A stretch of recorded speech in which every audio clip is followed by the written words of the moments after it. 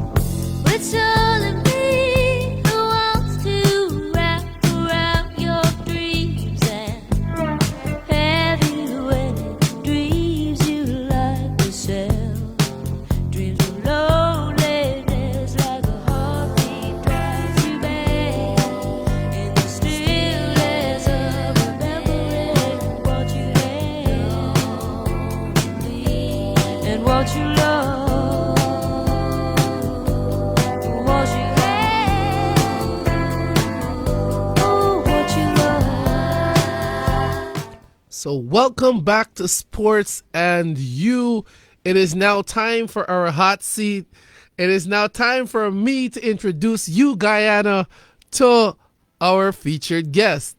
Now, in the studio, I'm overjoyed and excited to have Guyana's national table tennis champion, 4 times national champion.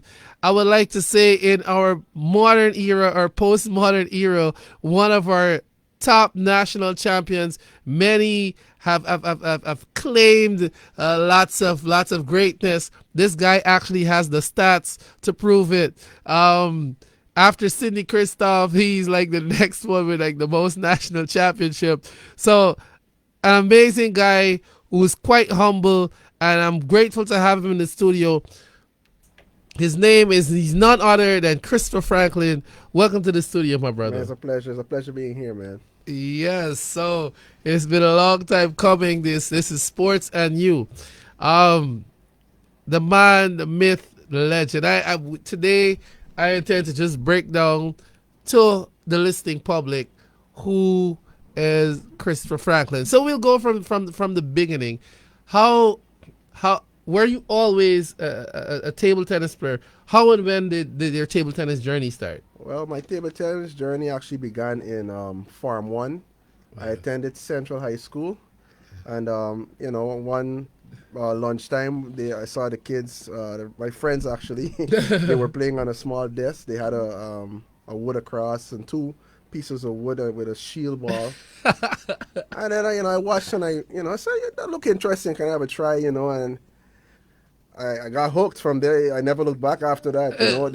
It became so addictive for me. You Wow, know, right away. that's amazing. That's amazing. You heard it. You heard it here first. So this guy is not, he did not have a privileged beginning, where he went into some prestigious club with his butterfly racket or anything like that. It Yeah, was that's so true. just school knock Yeah, up, a little desk, wood across it, correct, correct. with two. Yeah, yeah. I went into the schoolyard, find a nice piece of wood, which felt good in the hands, and yeah, we dined it out every midday in our break time. Yeah, so that is how it started. That's quite interesting. Um, so and around, could you? I don't know, without giving away your age. Sorry. Around what year? Around what year was that? That would be 1998. Around Yeah, 19. 1998. Oh, wow. Yeah. So I guess we had it tough in 1998. Yeah, yeah, yeah.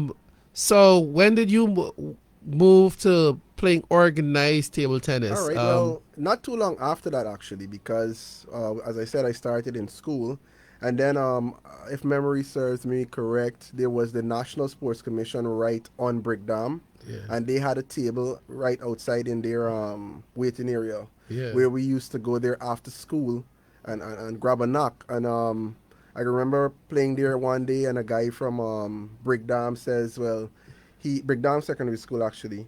He says he plays for this club around the corner, Mildred yeah, Mansfield, which yeah. is around the corner from Central High on Durban Street. So I said, you know what, I should just try go give it a try. So from there, I that would be in the same Farm One.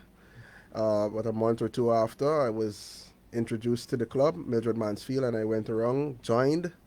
My first coach, Miss Debbie McKenzie, I would never forget Yeah. her. She made such an impression on my life. Yeah. And for a lot of other young players as well. She was that kind of person.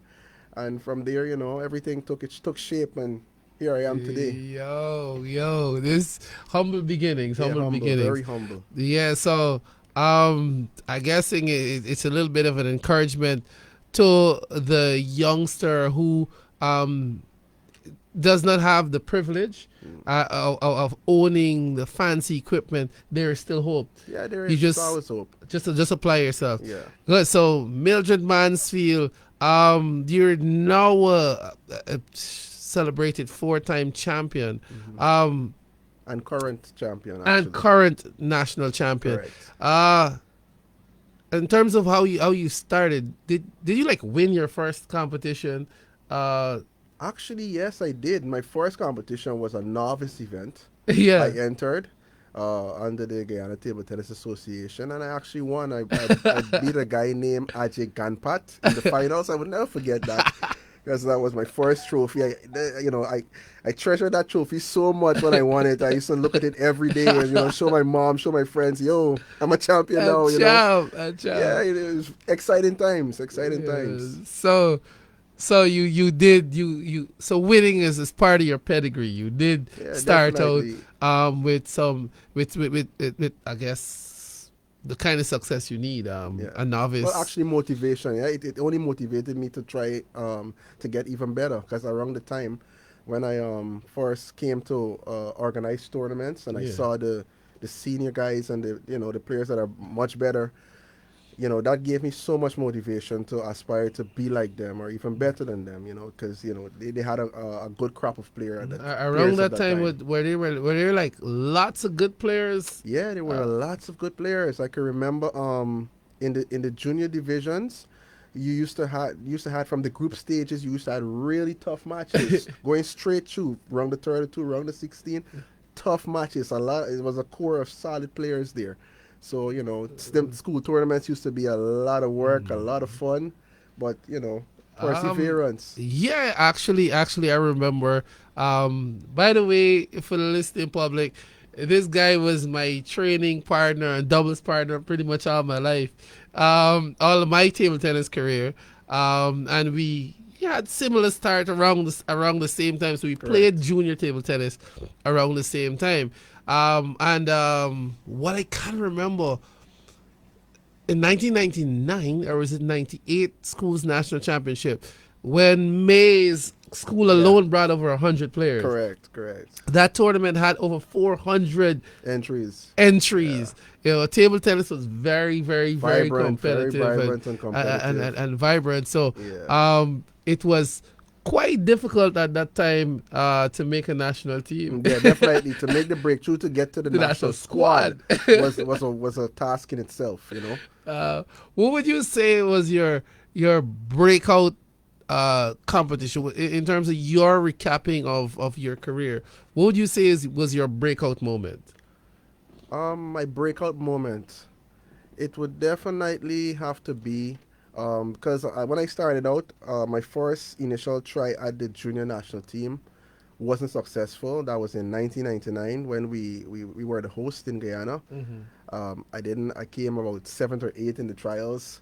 And, that was a real down moment for me. But I got a lot of encouragement from my peers and family and friends to continue persevering. And the very next year, I made the national team as the number one player. 2000. 2000, the very Wow. next year, and I led that team to French Guiana, and we got a lot of medals there, and and in that year as well, I in 2000 I won the junior national championship, and I Yeah. made it to the semifinals of the senior national Yeah, championship. yeah, That was just 1 year after. yeah. So I was right there. You. yeah, you was right Yeah, there. you I actually played Sidney Christoph in the Yeah. semifinals. I got knocked out. Actually, I did get knocked out in the Yeah. quarters. Yes, correct. And yeah, you were like a youngster way up there. Yeah. And Sydney went on to win the Yes, he competition. did. He did win the Yeah. competition. You beat Edie Lewis in the final. That No, was the he year. That actually wasn't the he year beat Edie. he beat That wasn't the year Edie came back. I think that was your No, Edie. no, no. 98 was when Edie came back and lost in the You finals. sure? Yeah, 98. Definitely. Yeah, Without a doubt. without a doubt. Without a So doubt. that's the year he got it. He beat Godfrey in the Yeah, he finals. beat Godfrey in the finals Yeah, that well, year. no, those were exciting times. So you would call 2000 your breakout year, Yeah, pretty much. definitely.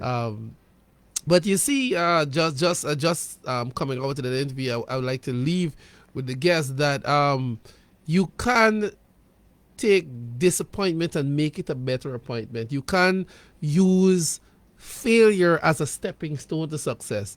For all you did mention 1999, you had some disappointment, but it all it did was encourage you to work harder. Yeah, definitely. So I usually say to people that 90% of life is your attitude. 10% are the actual things that happen. For what would break someone literally made Make you. something, yeah, you definitely. I mean, Yeah. disappointment, and you were born with that. You even strive harder, and you got your breakout. So 2000 breakout national junior star. I just in the interest of time, could you give for me three of your standout performances over your career?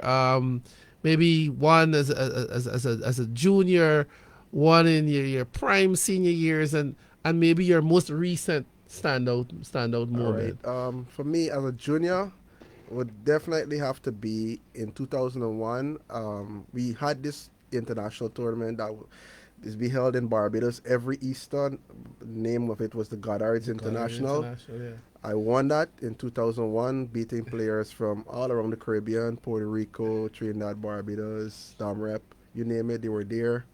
I won that tournament, and later down in that year, at the Junior Caribbean Championship, I got to the finals in the singles. I lost to Kevin Farley from Barbados, but Just making the just final. making the finals was a great achievement for me. Also in that year, I made the senior national team Yeah, yeah, when yeah. I won the senior trials. I beat the then national champion Sidney Christoph, Yeah.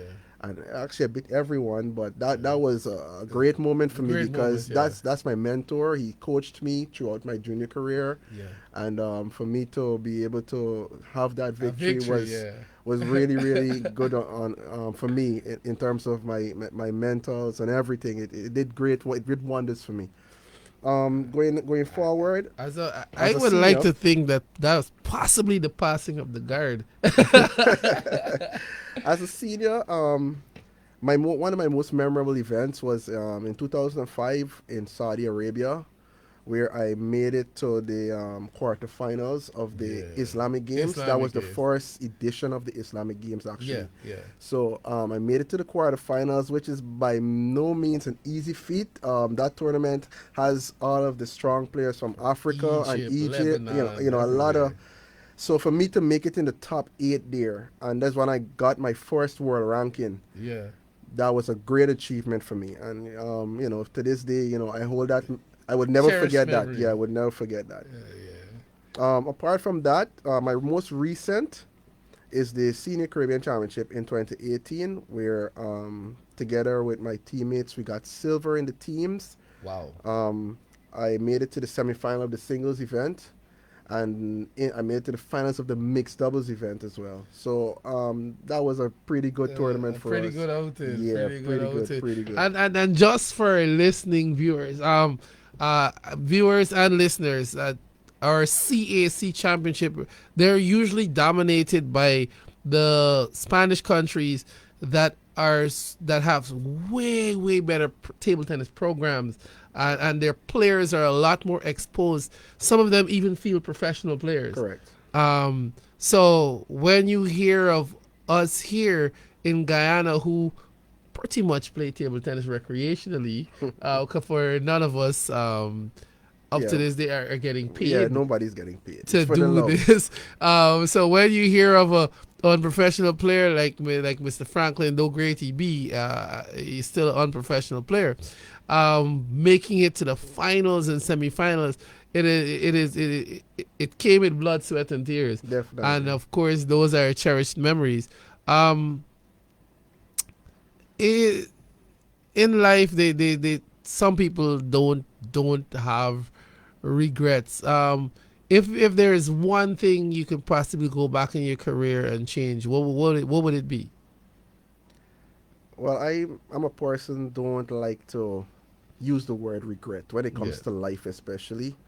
I'm of the firm belief that everything that happened happen for a had to reason. happen the way it is for me to be where I am today. Yeah, So, but if we talk about like making changes, yeah, the only thing I would have wanted to do was a little earlier to be a little bit more vocal about the direction my sport the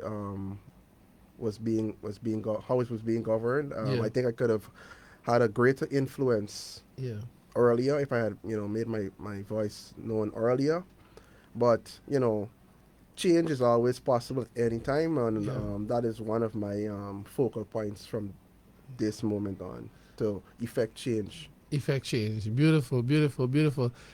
So that is it. That is it. There it is. And you are seeing another side of the man. He's humble. He's a hard worker. I know you're showing that you're selfless because you're trying to make a difference Yeah. for the players who come after you. Um, I have a I have many different philosophies or driving sayings that I hold dear that motivate me. Um, do you? I'm thinking about the young sportsman who is there struggling with his journey. Do you have any? Is there a philosophical statement that encourages you that you'd like to leave with the young player, the aspiring sportsman? Something that has helped you. Yeah, well, for me, as you said earlier, based on how I came up, Mhm. basically I had to persevere and fight for Yeah, anything that I really wanted. yeah, So my advice would be to all the younger persons out there who have aspirations of being anything sports or otherwise, continue to persevere. They just look at the journey. There's always an end to the journey, but just think about reaching that goal. And once you keep fighting, it can happen. There's nothing like won't or can't. It will happen. You just have to keep fighting. Keep fighting, keep fighting. Those are powerful words coming from the champ himself. 4 times national champion, current national champion, and mind you, he's not the youngest cat in the competition. So that also takes lots of belief. Yeah, definitely. That. So he is a fighter until now. Though everyone who has come into contact with Christopher Franklyn knows that he is a fighter. The one thing you were very certain of is that he's a fighter. So it's a pleasure to have you and for you to inspire us the way that you have. What was in all of your career, what would you say is your the toughest match you won, and let's say the toughest match you lost, or your toughest loss, your toughest victory, and your toughest defeat? Which one you want to take first? All right. For me, the toughest loss for me to stomach happened quite recently, actually, at the Commonwealth Games last year. I had to play the deciding match for my team to get out of the group and make it into the round of 16. 16, yeah. And I unfortunately lost that match after leading 2-0. And then in the deciding game, I was also up like 9-5 or 9. No, I was leading 2-0. I was up 9-5 in the third game. And, crazy, one of those things that happen, you just can't explain it. But what happened, I took my foot off the gas and I said, this match is basically won. And my opponent kept fighting, and by the time I realized what was going on, for me to get back into gear was the hardest thing for me, because at the time I wasn't in terms of training wasn't that much active. But I should have won that match, and this is one of the matches that it was hard to stomach at that time. What did you learn from that match? Yeah, don't ever let up. You have to play straight through to the end until you score the final point to make 11 to win the 3 best or the 4 best. Don't ever stop. Never step up the gas. Especially mentally, it makes a difference. You give someone a lifeline. Yeah, definitely. In terms of one of my victories, a tough one that you really cherish. Yeah, would be my national championship won in 2018. Yeah. It was a round robin event, and the final match was between myself and Shamar Britton. Yeah. And he was up 2-0 against me. Yeah. And I came back 2-all. Yeah. But in the deciding game, he was leading 10-8. I was down 10-8. Oh, yeah. So for me, I fought hard for those 2 points. I just kept positive. Yeah. Came back and leveled the scores, and then I went on to win 13-11. So that was a real cherishing moment for me. Yeah, definitely. I don't doubt at that point in time the odds were really against you. Yeah. And I actually had a younger cat with no doubt probably the whole sports all behind him. If you permit me, I also had another moment like that. That was in 2011 when we had the national championship. Paul David. I remember that. You were my coach, so you have to remember that. Similar situation. Yeah. And then I was down 10-8 in the 5th game as well. And I remember looking at you like, time out, and I said, no, I'm going to play. Yeah. And I came back and won. So, it just goes to it does attest to my willpower and that I'm a fighter. I don't ever give up. Those are the moments I live for. Yeah, man. So there we have 2 lessons for the listening public. 1, when you are down, keep fighting. And 2, when you're up, don't let up off the gas because you might have a fighter Correct. under you. Correct. Correct. You never let your hand off the. What was the saying? Don't lose. Don't let your foot off the gas, No, off but the pedal. like the lion's neck or something like that. Yeah. That's Something like that. So what I mean. So we got just a little time left. So you're a national champion mhm. currently, 4 times. What is on the horizon for Christopher Franklin? What, are you preparing for retirement? I'll ask the question. As a journalist, I mean, I'm sure there are many people, detractors. I would label them, Mhm. that have probably been, I wouldn't want to use the word crying, but calling for your retirement, and whispering in the ear. Me, I like to go to the horse himself. So, are you contemplating retirement? Do you see yourself as having more good playing years left? What is are you going to step into coaching, administrating? What is on the horizon for Christopher Franklin? Well, actually, no. As of this moment, I am not thinking about retirement. I have a lot of strong years left. I gain inspiration from my peers like Timo Boll and certain other players who played well into their 40s at a Yeah, very high level. I think if you are able to physically do that and yeah, mentally do that, you should. You can play for as long as you want. And yeah, at this moment, no, I wouldn't. I wouldn't retire now. But that being said, I've taken a stance from the national team yeah, for various reasons.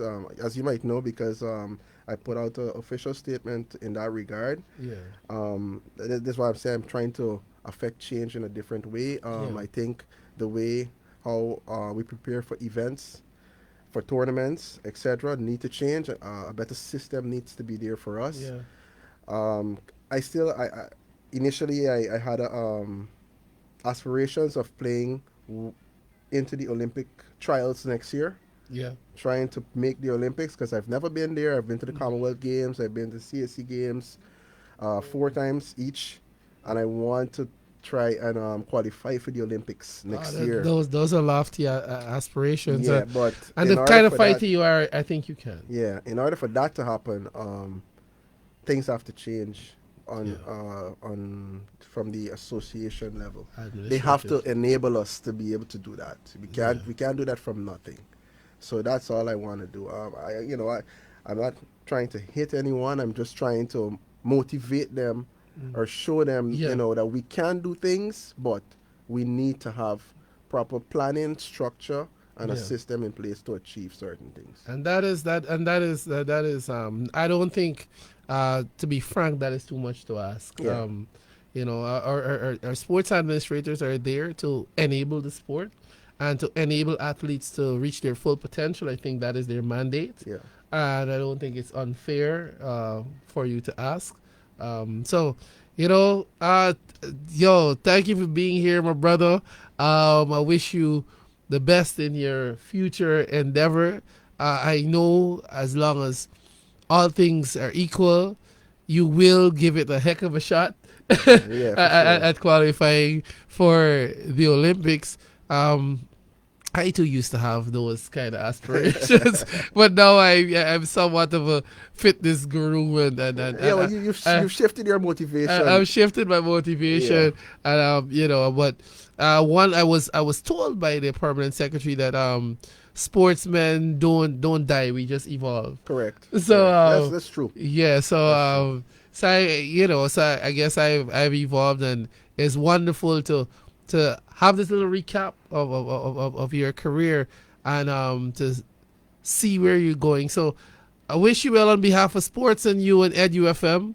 We'd like to wish you well in your future endeavor. As a player, may you represent yourself and represent this country with distinction as you As have. always. So Yes. thank you for Yeah, being it's here, been a my pleasure, brother. boy. It's been a pleasure, my bro. um, so we just had our interview. Stay tuned. we'll close off the program with our usual motivation. So stay tuned. We'll be back after 1 minute of musical interlude.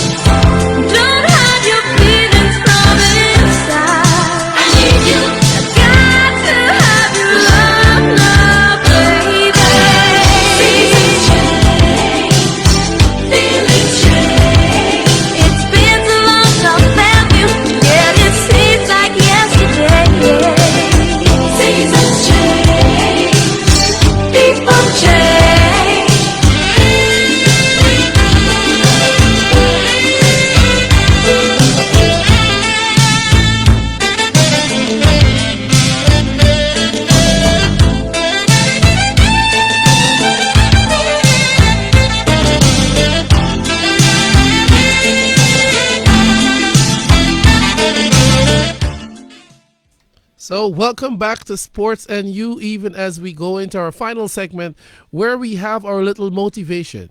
It is said the simple quote is don't wish for it, work for it.